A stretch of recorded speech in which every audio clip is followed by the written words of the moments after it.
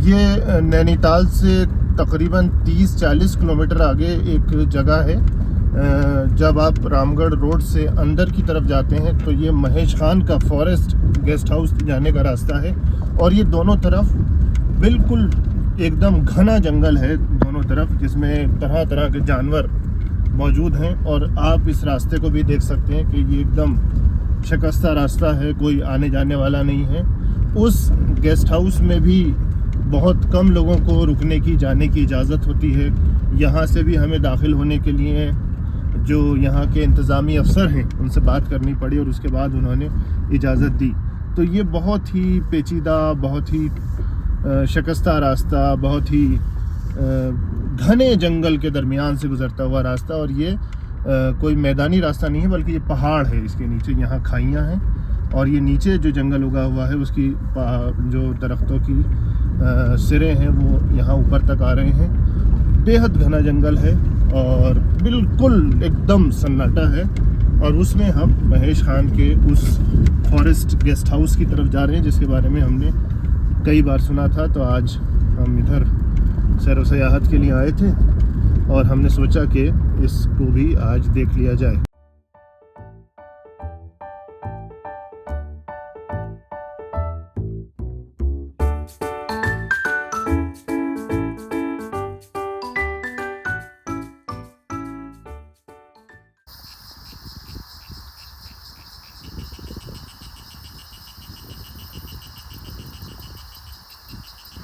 तो आखिरकार हम महेश खान के उस गेस्ट हाउस के रिसेप्शन की तरफ अब आ गए हैं।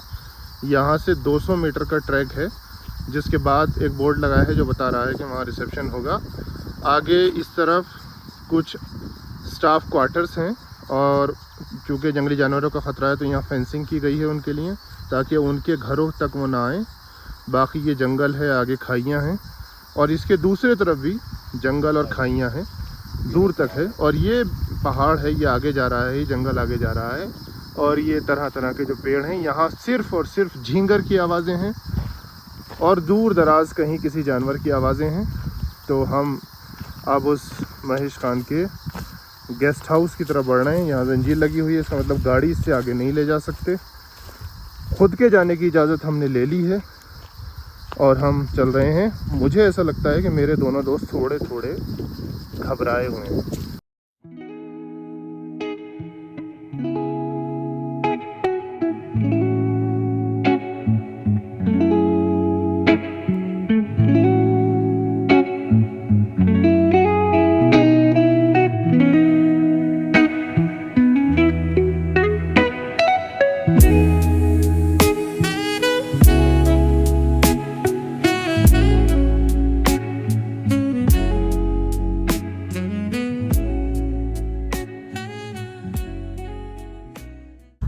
महेश खान का गेस्ट हाउस देख लिया और अब ये वापसी का सफ़र है।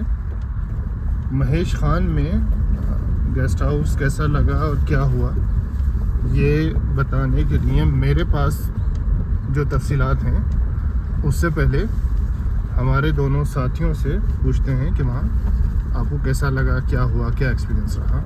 महेश खान का जो मेन एंट्री है उस गेस्ट हाउस के नीचे वाली, जब वहाँ पहुँचे तो एक जो आवाज़ है हुर्राने वाली, तो उस पर थोड़ा सा हमें तीनों को आवाज़ सुनाई दी, लेकिन बोला कोई नहीं। फिर जब बाद में बात हुई कि यार आपने सुना, तो तीनों ने ही सुना था। और फिर जब दूसरी बार जब वहाँ से एंट्री कर रहे थे तब वो हुर्राने की आवाज़ है। और जो हुर्राने की आवाज़ थी उसके बाद हमारी हिम्मत हुई नहीं कि वहाँ पर हम ज़्यादा रोकें या फ़ोटोग्राफी करें या घूमें उस चीज़ को। बस हमने देख लिया, वापस हम रवांगी की ओर। जहाँ जब गेस्ट हाउस है उससे पहले हमने गाड़ी पार्क करनी थी और उसके बाद एक GNC लगी हुई थी, जिसको क्रॉस करते हुए हम लोग पहुँचे। वहाँ पहुँचते ही जब एक बड़ा सा गेट, जब काफ़ी ठीक ठाक बड़ा सा गेट था, वहाँ पर जैसे ही पहुँचे गेट खोलने की कोशिश कर रहे थे, तभी एक आवाज़ आई। मुझे लगा कि राइट साइड से आई है, लेकिन मेरे दोनों दोस्तों को लगा कि नहीं, लेफ़्ट साइड से आई है। और इतने बार इसकी थोड़ी देर बाद हमने जब गेट खोला तो फिर एक बहुत ही डरावनी सी गुर्राने वाली आवाज़ आई, जिनको हम अक्सर जो है किस्से कहानियों में सुना करते हैं या लोग अपने बताया करते हैं। तो ये गजब का एक्सपीरियंस था, एडवेंचरस था। रास्ता तो पूरा एडवेंचरस है, लेकिन वहाँ पहुँचने के बाद जो हमने फील किया, वो तीनों डर गए थे। बिल्कुल ये सब आप बाद में कहेंगे कि नहीं कोई नहीं डरा था, लेकिन तीनों डरे हुए थे। तकरीबन 4 किलोमीटर के इस स्ट्रेच के बाद जब हम वहाँ पहुँचे, जैसा कि अभी अजहर भाई ने बताया, तो वहाँ पर एक पॉइंट के बाद 200 मीटर का एक ट्रैक था जिसमें पैदल चल के हमें जाना था उस गेस्ट हाउस के रिसेप्शन तक। तो वहाँ पर जब हम पहुँचे और एक लोहे का गेट लगा हुआ था और उसकी कुंडी खोलने के बाद जब हम उसमें अंदर दाखिल हुए, तो पहली बार जब शहजाद ने कुंडी खोली वो, तो एक कुछ इस तरह की आवाज़ आई, ड्रर, इस तरह की, जैसे कोई गरारी चलने की आवाज़ होती है, लेकिन बहुत हल्की आवाज़ थी। और तीनों जो थे, मैंने सुनी, शहजाद ने भी सुनी, उनके हाथ ठिठकते हुए मैंने देखे। तो सबसे पहले मैंने कहा कि कोई गुर्राहट हुई है, कोई आवाज़ आई है यहाँ से। तो शहजाद ने फ़ौरन कहा कि हाँ, मुझे भी लगा कि आवाज़ आई है। अजहर भाई ने कहा कि शायद ऊपर से आई है या दूसरी तरफ से आई है।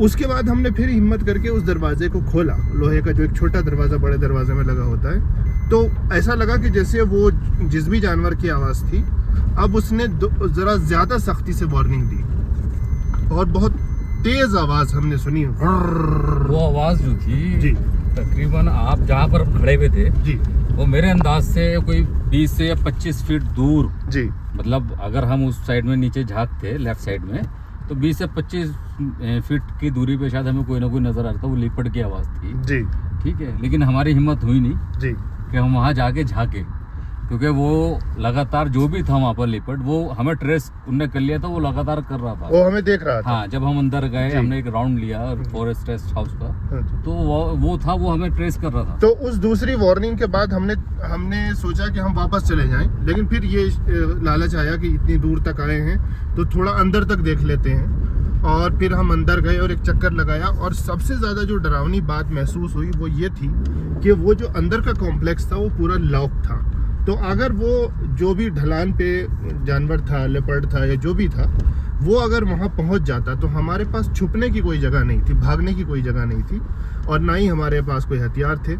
तो उसके बाद फिर हम लोगों ने हाथ में एक पतला सा डंडा जी। जो सूखा हुआ, जिसे अगर जमीन में मार दे तो टूट जाता, शायद वही उसी को लेकर हम शेर बन रहे थे कि यार इसी से लड़ लेंगे। जी, तो ये था। उसके बाद जब हम फिर वापस आने लगे तो उस दरवाजे के पास आके हमें फिर बहुत डर लगा, क्योंकि हमें ये अंदाज़ा था कि उस दरवाजे के पास जो पहाड़ी ढलान है उस पे ही वो कहीं बैठा है।